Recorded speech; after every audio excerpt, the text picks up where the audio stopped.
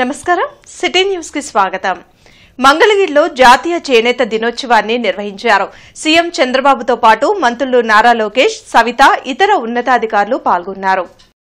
చేనేత ఉత్పత్తులపై ఏర్పాటు చేసిన స్టాల్స్ ను సందర్శించారు. రాష్ట్రంలోని వివిధ చేనేత క్లస్టర్లలో ఉత్పత్తి అయిన ప్రోడక్ట్ ను పరిశీలించారు. ఏ ఉత్పత్తులకు ఎంత మేరకు డిమాండ్ ఉందో అధికారులను అడిగి తెలుసుకున్నారు. చేనేత ఉత్పత్తులను ఒక్క సెలబ్రిటీలకే కాకుండా సామాన్యులకు కూడా అందుబాటులోకి తీసుకురావాలని సీఎం చంద్రబాబు అధికారులకు సూచించారు. ఆంధ్రప్రదేశ్ రాసినప్పుడు why can't put this emblem in this with cloth. Okay sir, మనం ఎప్పుడు ఫ్యాషన్ డిజైనర్స్ని పెట్టలేదు సార్. ఇప్పుడు ఏం చేసామంటే సార్ అర్చనా జాజు సార్ ఆవిడ Kalamkari expert international. Okay, internet చరిత్రలో సంచలనం సిటీ బ్రాడ్బ్యాండ్. ఇప్పుడు ఇంటింటికి ఇంటర్నెట్, సిటీ నుంచి గ్రామం వరకు అదే స్పీడ్. మీరు ఈ రోజే సిటీ బ్రాడ్బ్యాండ్ కుటుంబంలో చేరండి.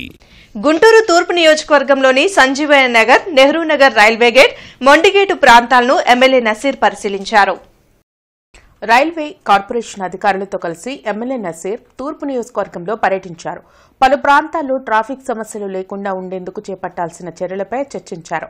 కేంద్ర సహాయ మంత్రి పెమ్మసాని చంద్రశేఖర్ సహకారంతో గుంటూరు కార్పొరేషన్ పరిధిలో అనేక అభివృద్ది కార్యక్రమాలకు శ్రీకారం చుట్టామని, ఆర్ఓబీల నిర్మాణంతో ట్రాఫిక్ సమస్య తగ్గుతుందని ఎమ్మెల్యే నసీర్ అన్నారు. అభివృద్ది జరిగేటప్పుడు ప్రజలకు కొంత ఇబ్బందులు తప్పవని, అధికారులకు సహకరించాలని కోరారు. కార్యక్రమంలో రైల్వే ప్రాజెక్టు డైరెక్టర్ సాయివన్, టీడీపీ నేతలు దాసరి రాజా మాస్టర్, వేములకొండ శ్రీనివాస్ తదితరులు పాల్గొన్నారు.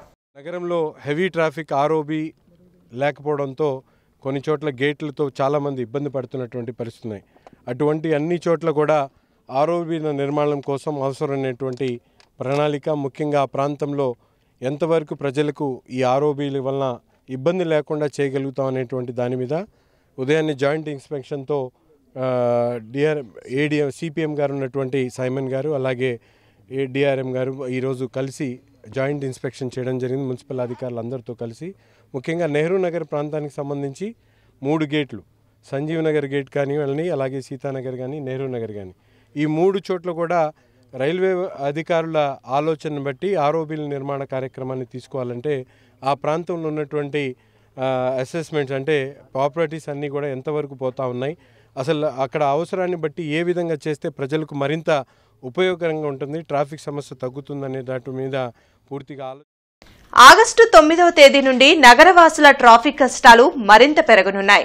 శనివారం నుండి శంకర్ విలాస్ బ్రిడ్జిపై రాకపోకలు పూర్తిగా నిలిపివేస్తామని మంత్రి పెమ్మసాని చంద్రశేఖర్ ప్రకటించారు. శంకర్ విలాస్ 4 లైన్ల బ్రిడ్జ్ నిర్మాణం ఈ ప్రభుత్వం మొదలుపెట్టింది. అయితే నగరవాసుల ట్రాఫిక్ కష్టాలను మంత్రి పెమ్మసాని దృష్టిలో పెట్టుకుని 18 నెలల్లో బ్రిడ్జి నిర్మాణం పూర్తి చేయాలని కాంట్రాక్టర్లను ఆదేశించారు. ఆ ప్రకారమే కాంట్రాక్టర్ పనులు మొదలుపెట్టి బ్రిడ్జికి ఇరువైపులా పిల్లర్లు వేశారు. మరింతగా పనులు వేగవంతం చేయాలనే ఉద్దేశంతో బ్రిడ్జిపై వాహనాల రాకపోకలను నిలిపివేస్తున్నట్లు ప్రకటించారు. అయితే శంకర్ విలాస్ వైపు వచ్చే వాహనాలను డొంక రోడ్ ఆర్యూబీ వైపు, కంగరగుట్ట ఫ్లైఓవర్ ఆర్యూబీలు ఇన్నర్ రింగ్ రోడ్ వైపు మళ్లించారు. కానీ అవి కూడా ఇప్పటికీ ట్రాఫిక్ తో రద్దీగా మారిపోయాయి. శంకర్ విలాస్ బ్రిడ్జిపై పూర్తిగా వాహనాల రాకపోకలను నిలిపివేస్తే నగరవాసులు మరింత ట్రాఫిక్ కష్టాలను ఎదుర్కొంటారు. ఇక నుంచి స్కూళ్లకు, కాలేజీలకు, ఆఫీసులకు వెళ్లేవారు 1 గంట ముందుగా బయలుదేరితేనే గమ్యస్థానాలను చేరుకునే పరిస్థితి ఉంటుంది. అయితే నగర అభివృద్ది కోసం చేస్తున్న పనుల వల్ల ప్రజలకు కొంత అసౌకర్యం కలుగుతుందని, ప్రతి ఒక్కరూ సహకరించాలని నగర మేయర్ కోవెలమూడి రవీంద్ర ప్రజలను కోరారు. ఏది ఏమైనా గుంటూరు ప్రజల ట్రాఫిక్ కష్టాలు తీరాలంటే మరో 2 సంవత్సరాలు పట్టే అవకాశం ఉంది.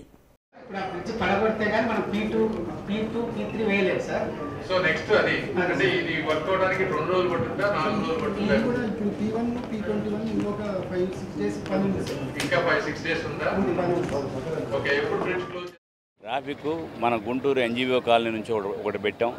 ఆల్రెడీ జూట్ మిల్ ఫ్లైఓవర్ ఉంది, ఎన్ఆర్ రింగ్ రోడ్ ఉంది. ఎన్ఆర్ రింగ్ రోడ్ ఎక్స్టెన్షన్ నుంచి ఆటో నగర్కి మళ్ళీ ఇంకో 4 లైన్ రోడ్ పెట్టాం. అక్కడి నుంచి ఇప్పుడు వెట్ మిక్స్ అయిపోయి ఉంది.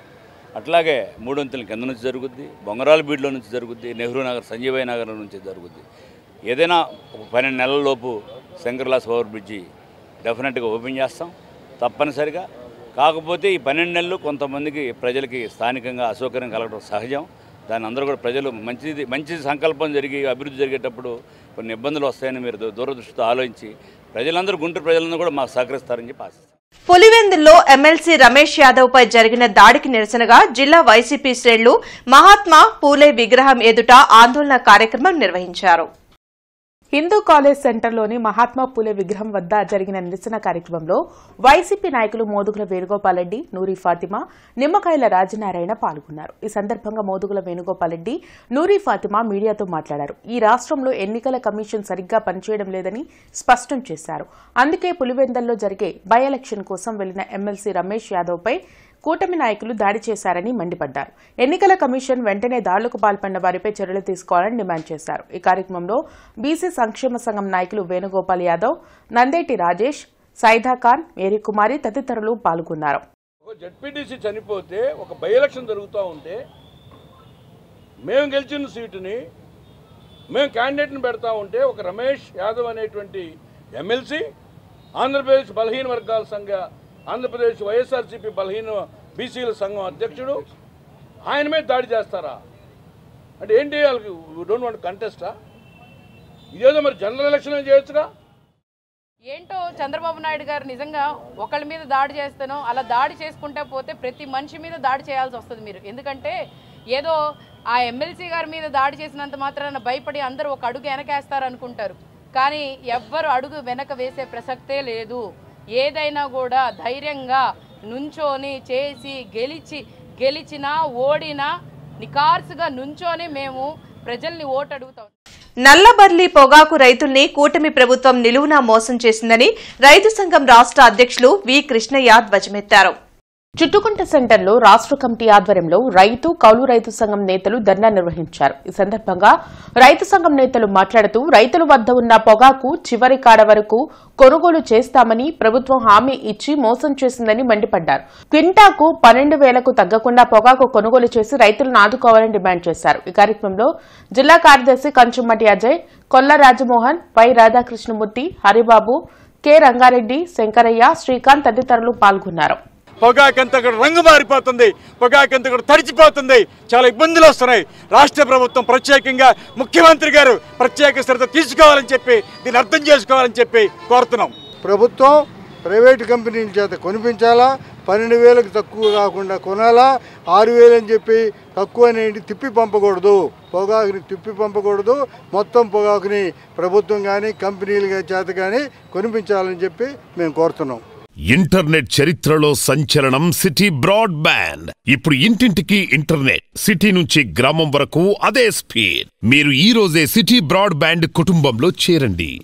శ్రావణమాసం సందర్భంగా ఈ నెల 8వ తేదీ శుక్రవారం రోజున 500 మంది సువాసినీలతో వరలక్ష్మి వ్రతాలు గార్డెన్స్ వెంకటేశ్వర స్వామి దేవస్థానంలో నిర్వహించనున్నారు. గార్డెన్ శ్రీ వెంకటేశ్వర స్వామి దేవాలయంలో జూలై 26వ తేదీ నుండి శ్రావణ మాస వేడుకలు జరుగుతూ ఉన్నాయని ప్రధాన అర్చకులు మాధవస్వామి వెల్లడించారు. రానున్న శుక్రవారం రోజున 500 మంది సువాసినీలతో సామూహిక వరలక్ష్మి వ్రతాలు నిర్వహిస్తామని తెలిపారు. శనివారం రోజున శ్రావణ పౌర్ణమి సందర్భంగా స్వామివారికి విశేష పంచామృత అభిషేకాలు జరుగుతాయని ప్రతి ఒక్కరూ పాల్గొని స్వామివారి కృపకు పాత్రులవ్వాలని కోరారు. ఈ కార్యక్రమంలో సతీష్ స్వామి, కృష్ణ స్వామి, చిన్మయ స్వామి పాల్గొన్నారు. మన 26వ తేదీన ప్రారంభమైన శ్రావణ మాసం చక్కగా శ్రావణ శుక్రవారం ఈ సంవత్సరంలో 5 శుక్రవారాలు రావడం జరిగింది. ఇలా రావటమే విశేషం కాబట్టి ప్రతి సంవత్సరంలో 2వ శుక్రవారమే వరలక్ష్మి వ్రతం అవుతుంది. అయితే ఈసారి 3వ శుక్రవారం వరలక్ష్మి వ్రతం 8వ తారీఖు జరగబోతుంది. కాబట్టి మన దేవాలయంలో కూడా చక్కగా పద్మావతి అమ్మవారికి ప్రతి శుక్రవారం కూడా విశేషమైన కుంకుమార్చన కార్యక్రమాలు అత్యంత వైభవంగా కొనసాగుతున్నాయి.